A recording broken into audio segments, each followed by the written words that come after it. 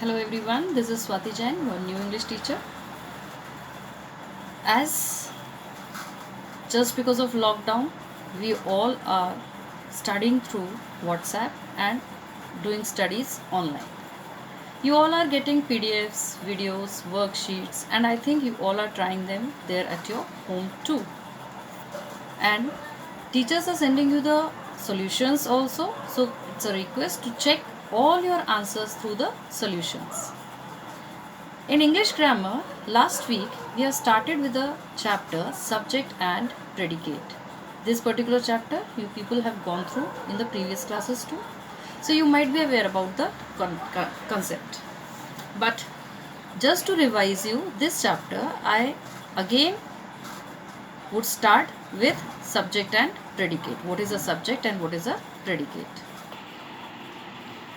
Now, let us start with subject and a predicate. You are aware about this that subject and predicate are the parts of a sentence. So, what is a subject? Subject is a part of a sentence that contains the person or thing performing the action in a sentence. Take for example, Jennifer walked to the store.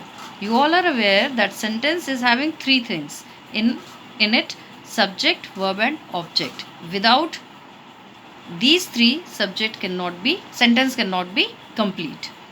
So Jennifer walked to the store. In this sentence, Jennifer is the subject. Now, what is a predicate? Predicate is the part of a sentence or clause that tells us what the subject does or is. Even we can say the predicate is everything that is not the subject. Whatever is there in the sentence, just leave subject and rest all the thing is called as predicate. I have taken the same example. Jennifer walked to the store. So Jennifer is a subject, as you are aware. Now walked to the store is predicate. Yes, so now you all are aware or understood about subject and predicate. Now as subject and predicate you got to know both the things. Now what are the parts of a predicate? Predicate is having three parts. Let us discuss. Yes, so parts of predicate. Predicate is consist of three things: verb, object and complement. What are verbs? You are aware, that is helping verb and main verb. Now what is this helping verb? Is, am, are, was, were, will, shall. These all are your helping verbs, or we can say that auxiliary verbs. So these are all helping verbs and auxiliary verbs, including this, the main verb. Take for example, go, play, eat, swim, etc. These are called as your main verbs. With the help of a sentence, let us know about what is a verb. Take for example, I am going to school. A verb is a word that shows action. What the subject is doing? Subject is going to school. What? The subject is going to school. And what is a subject? Or who is going to school? How we come to know? When we will ask this question, who is going to school? Whatever answer we are getting is called as your subject. With this sentence, if I ask who is going to school, who is going to school, the answer is I. So I is your subject. Am is the helping verb, because along with I always comes the auxiliary verb or the helping verb, that is am. And going, going, as I told you, that it is a action word, or we can say it as a main verb. Take another example. My father is a businessman. So is a helping verb. It doesn't mean that in any sentence you are every time you are getting action word. Any of the thing, maybe helping verb or main verb, any one is also there, then also it is a sentence, right?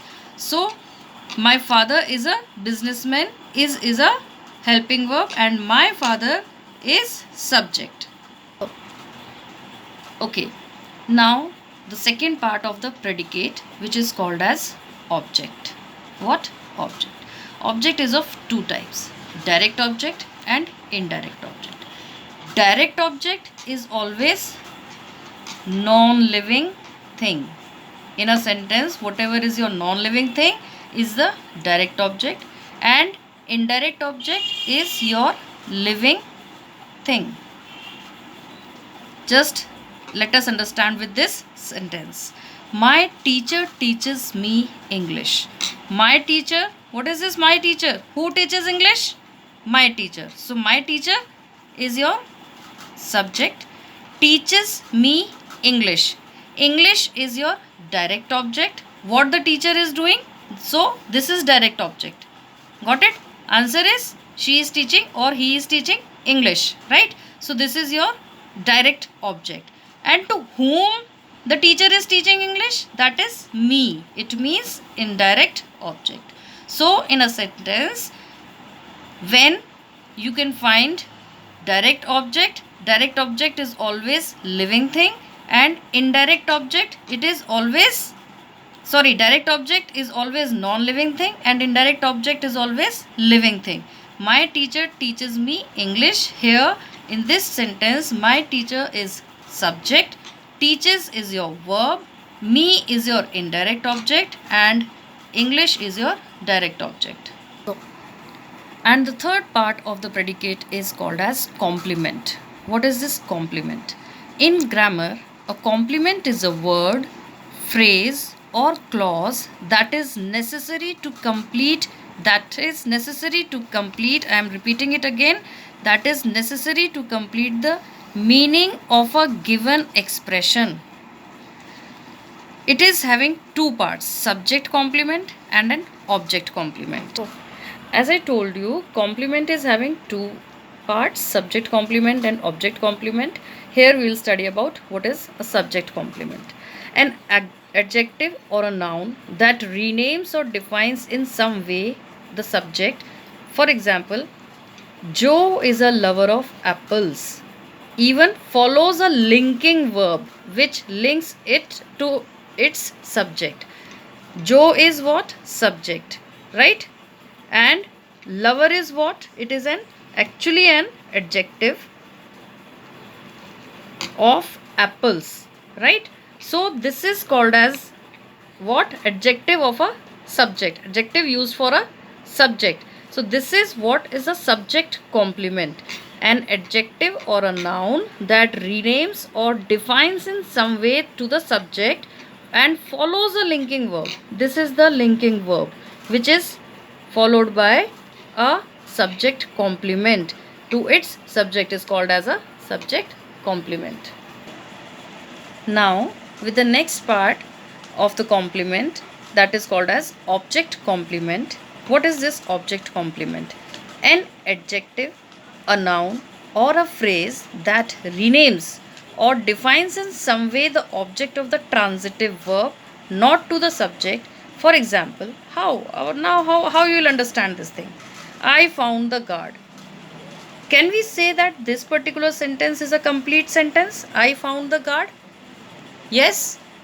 I found the guard is a complete sentence. Yes, it is a complete sentence.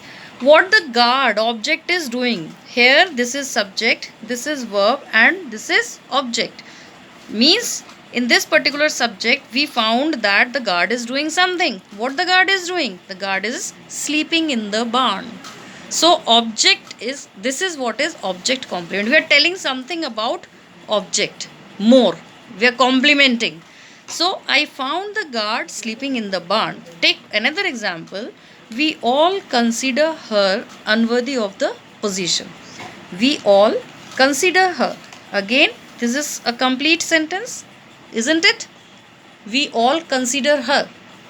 Isn't it it is a complete sentence? Yes, it's a complete sentence. But we added something more related with this word, with the object, that is unworthy of the position.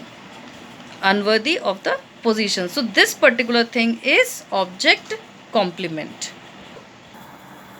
I hope you understand the parts of predicate. Let me revise you all again.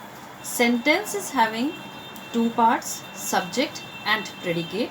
And predicate is consist of three things, that is verb, object and complement.